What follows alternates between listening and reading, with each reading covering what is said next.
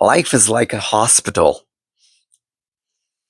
From the time on the outer world that someone has a problem, the hospital is always available for the cure, this treatment, and the diagnosis. Right.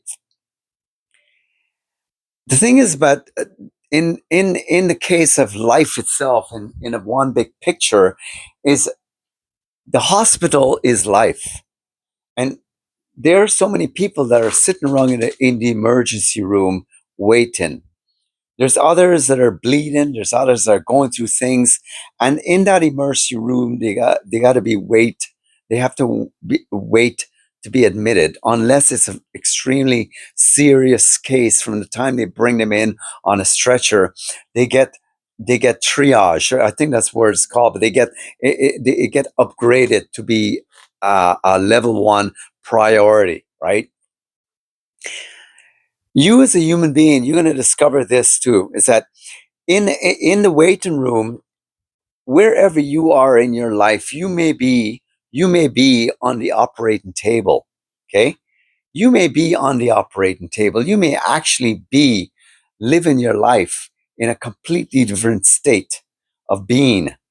Okay, you may actually be living your life in a completely different state, and you may actually be moving on from getting your operation, whatever that operation may be. And the specialist, the doctor, the guy who has this, that knows the stuff, tells you, I'm gonna release you into the recovery, and from there you're able to now leave the hospital. Only so many people leave the hospital in life. Only so many people do it. So many people. Jesus says, difficult is the way and narrow is the gate that leads to life, and only be a few who find it. It is a necessity that you spend the rest of your life finding life at all cost, and that you don't stay in the hospital because you know and you think it's okay that something is wrong. And just like so many other people live in their life, they go through their life and they say, you know what? I'm okay. I'm okay with something being wrong. That's life, right? Some people say, poo happens, right? Well, you just got to keep going. Or some other people say, oh, it is what it is, right? Whatever the saying, or whatever, what, what kind of language people will say. They live their life day, and they do what they do to self-medicate, to find medication to keep them going another day, ignoring the person in the mirror, ignoring the hospital, ignoring the conditions that says that, hey, I'm actually not well. And Jesus Christ, he says, only the people who hunger after the truth will know it, and the truth will set them free. Now, the truth being in a person, God is always endowing the human race. As long as you look up, and one other way he endows you, the more honest you are, absolutely honest with yourself, the more you can go from the admission in the emergency room to the recovery room to when you let out on the other end of the exit of the hospital, you find there's a way better life because you become whole. You're looking life not through a hole, a tiny little a circular thing like binoculars, but you're looking at it like wide open eyes, and you're going, I'm actually free. I'm free.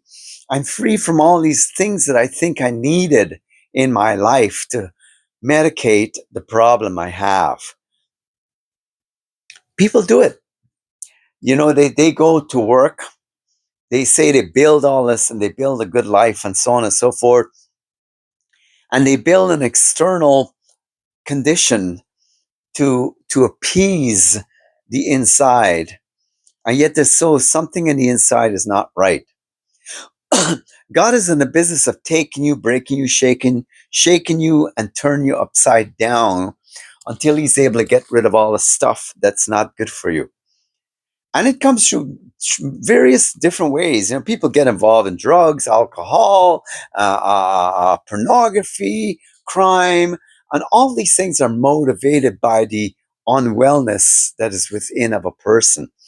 And you know, people who do things that they do, even people who would have done things, horrendous crimes, and you see this blank look on their faces, like they've gone past the point where they don't even exist inside anymore, because they, at some point whilst it was happening, before it got them to that serious place, they just knew something was wrong, and no one was able to tell them how to make it right, because everyone around them are also waiting in the emergency room, and some people don't even get there.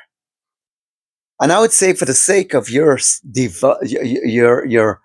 enhancement as a human being, is that pay attention to what is unwell with you. Pay attention. People have said is get away and get to know you. Get to find out what's going on, because if it doesn't trouble you at different stages in your life, it for sure will come back and bite you in your ass way later on in your life. I discovered this, man. I discovered and not only myself. I've met a lot of other people, and when you think you're okay, you just don't know that you're, a lot of times what you're motivated by is the wrong kind of motivation. And that's what's called self sabotage. Because somebody has told you enough times that this is as far as you can go, and you can't go any further. You're capped. That's why some people get further in life and other people don't. But the people who get further in their life is, one, they actually, however they were endowed by family experiences, what they've been taught to tolerate and accept, what they've been taught about what their value, for instance.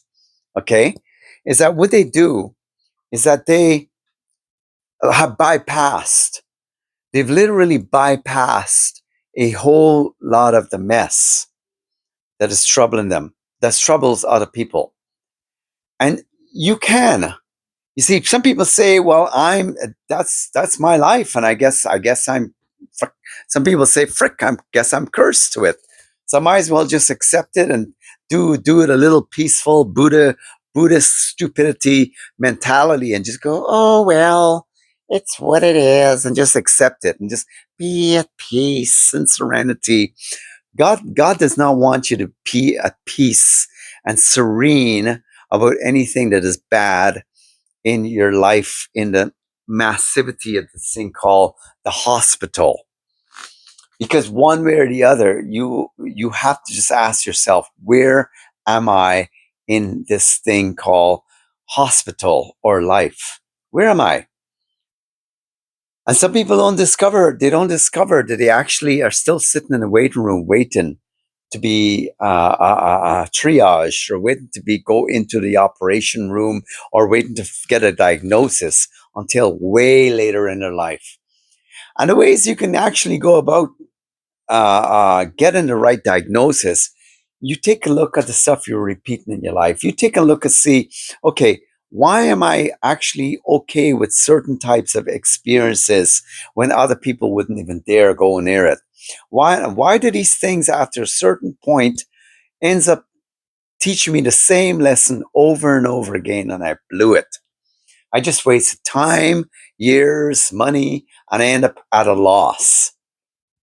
God is not in the business of us ending up in a loss. It's not a toss and loss game. He wants us to gain. And the only way we can gain is that we have to find the place for God to come in and heal us, whatever. And I don't know your life personally, but asking God, man, reaching and say, okay, where do I need the operation? And how do I get healed and well? Because only until you are healed, and you'll know you are, can you be healthy, right? So I'm going to leave you with that. And you have a great day. Like and subscribe. And wherever you find yourself in the stages within the hospital, find yourself in the recovery room because it's the best life you'll ever live. Jesus said, I've come that they might have life and have it more abundantly. You'll never know life if what is trying to kill you is living inside. Because the biggest enemies that I personally, and I can say it for a lot of other people I've met, the biggest enemies that were living inside them were inside of them. It was inside all along. Have a good day, like and subscribe.